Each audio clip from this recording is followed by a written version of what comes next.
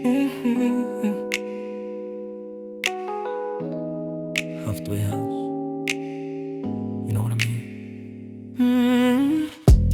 Ewan ko kung paano ko bibit-bitin yung pagtingin ko, kasi kung hanggang tingin lang ay bitin.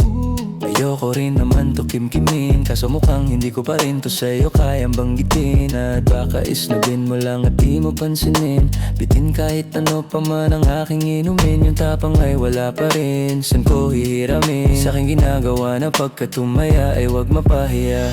Minsan iniisip ko na wag na lang kaya, kaso yung isip ko ay nagbabago din maya-maya. Sobra sa pag-asa, kulang sa kumpiyansa, kaya mukhang malabong magkatyansa.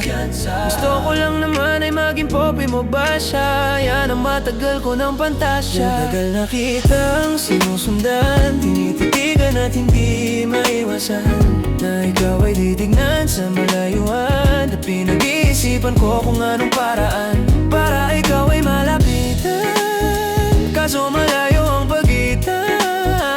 Hanggang kailan kaya mag-aabang kung may mapapala? Di lang ako kumikibo, matagal nang tumitibok ang puso ko para sa'yo, kaso minsan kumikirot. Di ko kasi masabi, di ako umararte lang. Di ko rin alam kung paano aatake, kasi baka naman ako ay tablahin. Kaya tinatak sa isip ko na wag nang tangkain.